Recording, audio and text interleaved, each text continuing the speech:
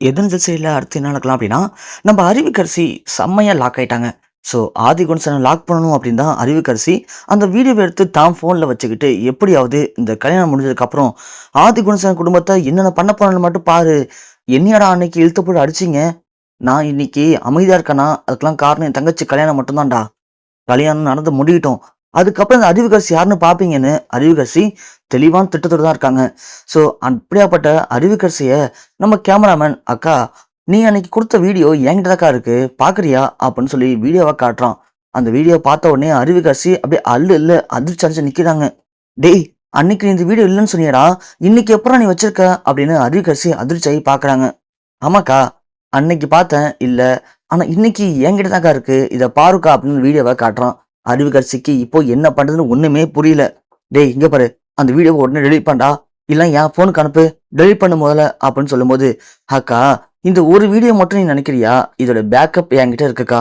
So எனக்கு எதுனா ஆச்சுன்னா, இந்த வீடியோ அப்புறம் சோசியல் மீடியால ஃபுல்லா பரவும்க்கா. அது மட்டும் இல்ல, இந்த வீடியோவ யாரு என்கிட்ட குடுத்தது அப்படிங்கிற அளவுக்கு எல்லாமே நான் ரெக்கார்ட் பண்ணி வச்சிருக்கேன்க்கா. அதுல உன் பேரும் மென்ஷன் இருக்கு. நீ என்கிட்ட குடுத்த இந்த ஃபோன பத்தின வீடியோவும் என்கிட்ட இருக்கு. எல்லாமே வெளிய வந்துரும். அப்புறம் நீயும் மாட்டிப்பக்கா. அதனால கொஞ்சம் நான் சொல்றத கேட்டு அமைதியா இருக்கா" அப்படின்னு சொல்லி அவன் அறிவுக்கரசிய மிரட்டுறான். அறிவுக்கரசிக்கு ஒண்ணுமே புரியல. என்ன பண்றது அப்படின்னு யோசிச்சுட்டு இருக்கும்போது, நம்ம ரேணுகா அங்க வராங்க. ரேணுகா வந்து கதவ தட்டுறாங்க. அறிவுக்கரசி அதிர்ச்சியாகி, "ஐய்யய்யோ! யார் இது?" அப்படின்னு தெரியாம பதட்டத்தோட கதவு தொறக்குறாங்க. தொறந்து பார்த்தா இந்த பையன் ஒரு மாரி சட்டெல்லாம் கசங்கி செவுத்தோரம் நிக்கிறான். அறிவுக்கரசி வேர்க்க வேர்க்க கதவு தொறக்கவும், ரேணுகா பார்த்துட்டு, "ஏய்! என்ன பண்ணிட்டு இருக்க இங்க? இவன் அந்த ஃபோட்டோ எடுக்க வந்தானே! இவன் என்ன இப்படி நிக்கிறான்? நீ என்னடி இப்படி நிக்கிற? ஏய்! எனக்கு ஒண்ணும் சரியா படலையே! 2 பேரும் என்ன பண்றீங்க இங்க?"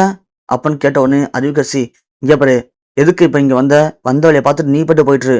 எனக்கு தெரியும் என்ன பண்ணணும்னு சொல்லிட்டு" அப்படின்னு சொல்ல, ரேணுகா உடனே அறிவுக்கரசி தப்பா புரிஞ்சுக்கிறாங்க.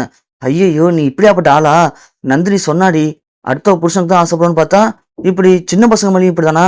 ச்சீ! ச்சீ! ச்சீ! கருமம் கருமம். அந்தாண்ட போம்மா நீனு" அப்படின்னு சொல்லிட்டு ரேணுகா உள்ள இருக்கிற அவங்களுடைய ஒரு பொருள் எடுத்துட்டு கிளம்புறாங்க. அறிவுக்கரசி டப்புன்னு கதவு மூடுறத ரேணுகா கவனிக்கிறாங்க. "என்ன இது? இவ எதுக்கு இப்படி டக்கு டக்குன்னு கதவு மூடிக்கிற? உள்ள என்ன பண்றா?" அப்படின்னு ரேணுகா யோசிக்க ஆரம்பிக்கிறாங்க. அறிவுக்கரசிக்கு பதட்டம் தாங்கல. "டேய் இங்க பார்றா!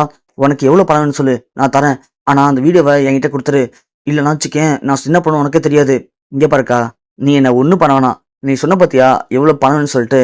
எவ்வளவு பணம் வேணும்னு நான் யோசிச்சுட்டு சொல்றேன்க்கா. அதுவரைக்கும் நீ கொஞ்சம் அமைதியா இரு. புரியுதா?" அப்படின்னு சொல்லிட்டு அவன் கிளம்பிடுறான். அறிவுக்கரசிக்கு இப்போ என்ன பண்றதுன்னு ஒண்ணுமே புரியல. எதுவா இருந்தா என்ன?